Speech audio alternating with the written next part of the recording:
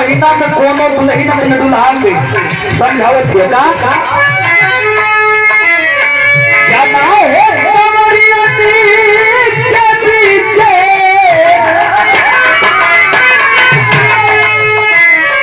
क्या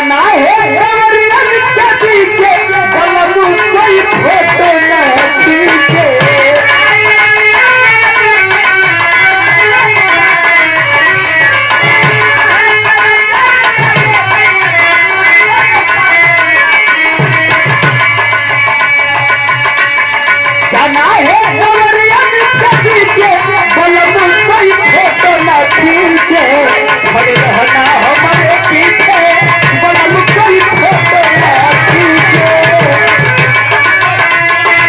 बलम कोई फोटो न खींचे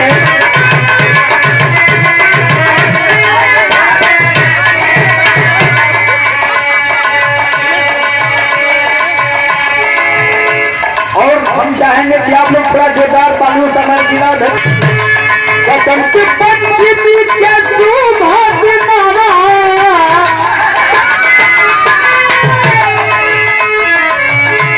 बसंत पंचमी के सुभाग नामा राज भर भवना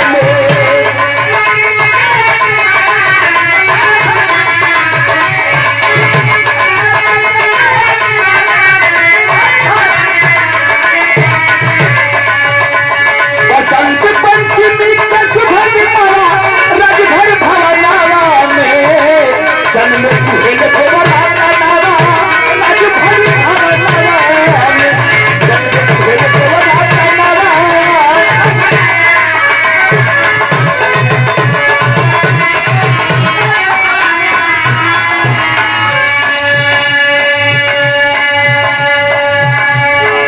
बसंत पंचमी के शुभ दिनवा राजभर भवनवा में जन्मे सुहेल देव रतनवा राजभर भवनवा में दिन कौन रहल यही बसंत पंचमी जो 16 तारीख से लगे जा रही बा यही बसंत पंचमी के दिन महाराजा सुहेल देव जी के जन्म रहे। बाबू के नाम का रहल माई का नाम रहे स्वागत कीजिए कहना है क्या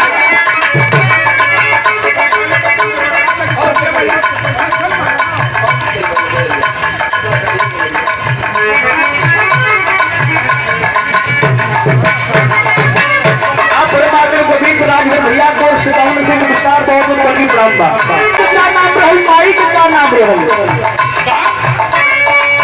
बाबू बिहारी मान जय लक्ष्मी माई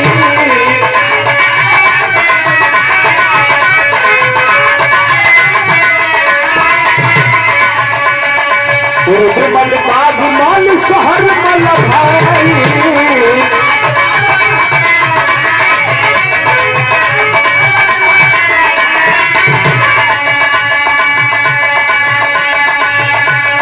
इस भाव को फूल सुगंध हमारे गार्जियन हमारे अगुआ हमारे मार्गदर्शक वो बिहारी माल जय लक्ष्मी आई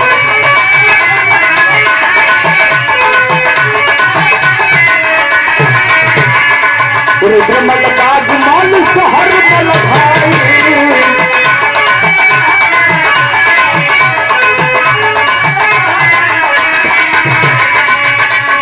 छोटा महीना छोटा महीना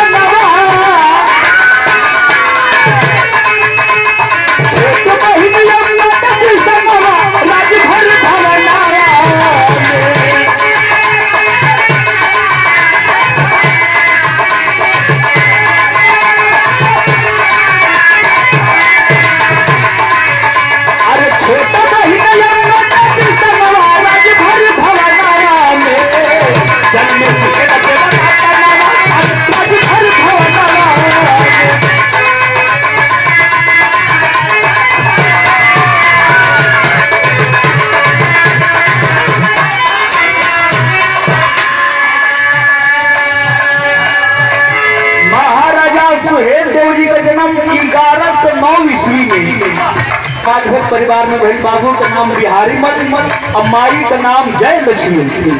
4 भाई रहलन, सुहेल देव, रुद्रमल, बागमल, सहरमल, जिनके भुराए देव भी कहल जा।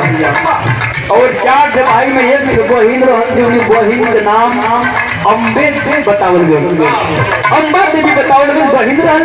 अरे बाबू उस समय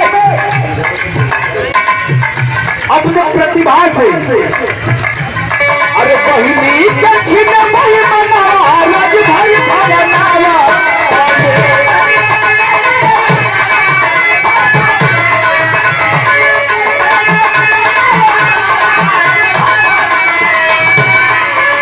अरे बहिनी दक्षिण भाई मनावा, राज भाई भवनावा, जन्म सुहेल देवर अपनावा, राज भाई भवनावा।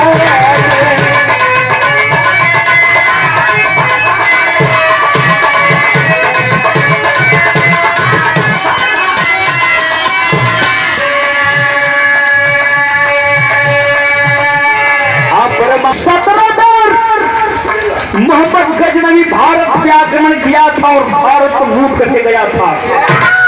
उसी का भांजा सहकर रहे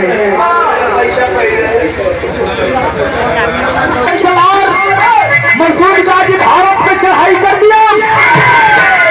और उसमें मेरा हिंदुस्तान में अनेक राजा थे, छोटे छोटे राज्यों में मेरा देश विभाजित था। अभी जो बनारस है उस काशी का राजा बंदार राजा थे। बंदार वो भी राजभर थे मेरे दोस्तों। बंदार के नाम से ही उस काशी का नाम बनारस पड़ा। उस बनारस को लूटते हुए पहुंचा बाराबंकी। सैयद सलार मसूद गाजी आक्रमण कर देता है और लड़ाई करता है। लड़ाई के माध्यम से अंतरत्वा प्रमाण मिलता है। कुछ लड़ाई में सैयद सलार मसूद गाजी सहल देव के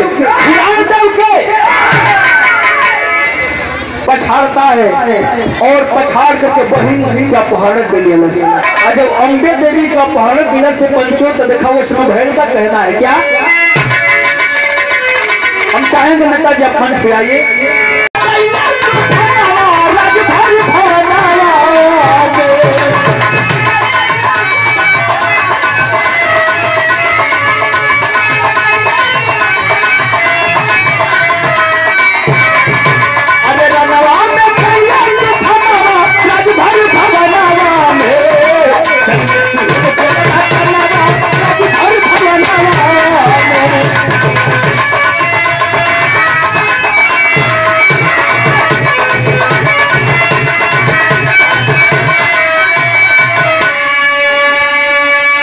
सैयद सलार मसूद गाजी जब बहिन अम्बा के अपहरण किया से मेरे दोस्तों महाराजा सुहेल देव में जंगल में भगवान भोलेनाथ का तपस्या कर रहे थे। खबर मिली है, जब खबर मिला है बाबू उसमें महाराजा सुहेल देव जी अपने छोटी सी पलटन को लेकर के चल देते हैं लड़ाई करने के लिए। जब लड़ाई करे बदे मिलन जहाँ सैयद सलार मसूद गाजी की 1,10,000 सेना और मामूली छोटी सी सेना लेकर के महाराजा सुहेल देव जी लड़ाई करने चले हैं। तो प्रमाण मिलता है कि सैयद सलार मसूद गाजी गाय आगे नहीं बोल रहा। जानत रहे कि हिंदुस्तान के हिंदू राजा है और हिंदू राजा गाय को माता का दर्जा देते हैं, कभी वार नहीं करेंगे। लेकिन बार महाराजा सुहेल देव शब्द में दिमाग चलाए।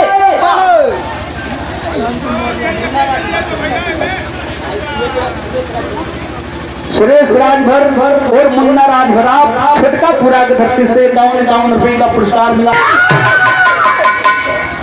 सब निवेदी बाण से लड़ाई हुई और उस लड़ाई में सैयद सलार मसूद गाजी की सारी सेना मारी गई। अकेले सैयद सलार मसूद गाजी बड़े भागे लगे, भागते सैयद सलार मसूद गाजी पहुंचा है कुतला नदी के किनारे और से कुतला नदी के किनारे गए। जाके एगो इनार रहल, इनारा में घुस गए। जब इनारा में लुकाई ले बाबू मकरी जितना रहलू मकरिया ऊपरा से अपन आड़ कर दिया। राजा सुहेल देव जी खोजत हो आखिर में गई तो कहाँ गई।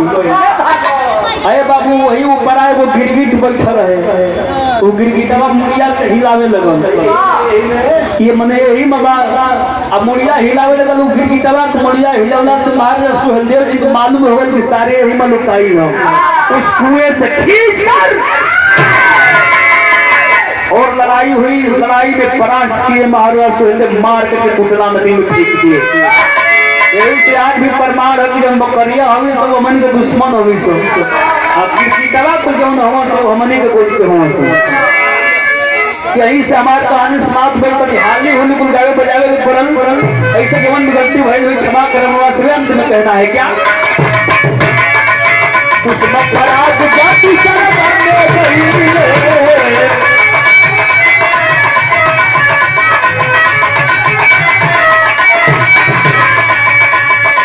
पाला सुरेंद्र का सुरहिया को खरीले।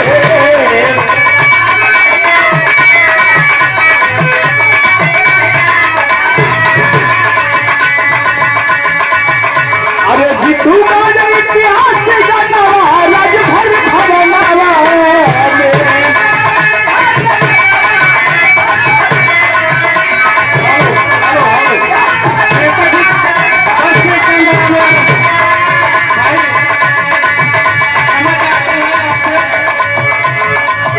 परमात्मा हरे राम राजभर जीतू का इतिहास जाना राजभर भवनवा में।